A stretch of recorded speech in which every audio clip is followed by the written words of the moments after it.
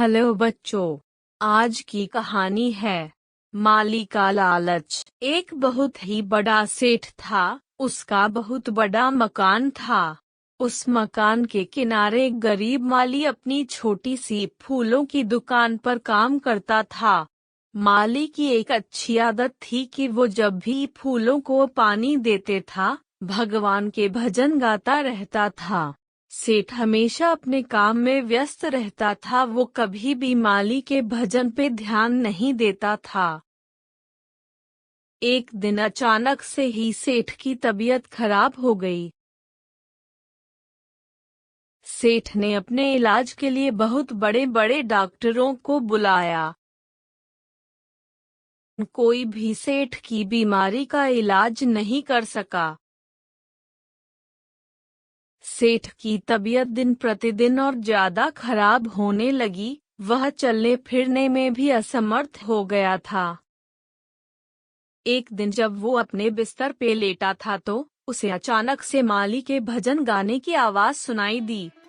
माली के भजन सेठ को बहुत अच्छे लग रहे थे। वह भजन सुन के इतना मंत्रमुग्ध हो गया कि उसे ऐसा लगने लगा कि भगवान साक्षात उसके पास ही बैठे हैं। माली के भजन सुन के सेठ को बहुत आनंद मिलता और भूल जाता कि वह बीमार भी है। देखते ही देखते सेठ बिल्कुल ठीक हो गया। एक दिन सेठ ने माली को अपने घर बुलाया और माली से कहा, मेरी बीमारी को बड़े से बड़ा डॉक्टर भी ठीक नहीं कर पाया, पर तुम्हारे भजन सुन के मैं पूरी तरह ठीक हो गया। सेठ ने माली को धन्यवाद दिया और इनाम के रूप में उसे 50,000 रुपए भी दिए। माली इतने सारे पैसे लेके बहुत खुश हुआ और अपने घर चला गया। पर माली को उस रात नींद नहीं आई।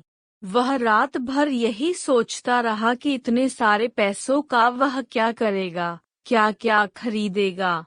साथ ही यह भी डर थे कि कहीं उसके पैसे चोरी ना हो जाए।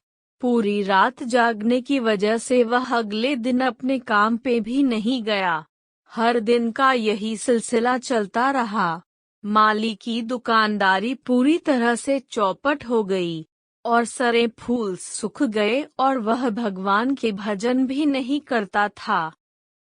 जब ये चीजें ज्यादा बढ़ गई तब माली को अकल आई। वह सेठ के घर गया और कहा, सेठ जी आप ही अपने पैसे वापस ले लो। इन पैसों की वजह से मैं भगवान के भजन करना भूल गया।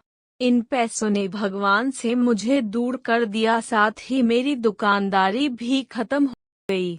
और माली वो पैसे लौटा के अपने काम में लग गया। सीख, इस कहानी से हमें ये सीख मिलती है कि हम पैसों के चक्कर में इतना अंधे हो जाते हैं कि हम अपनों से दूर रहने लगते हैं।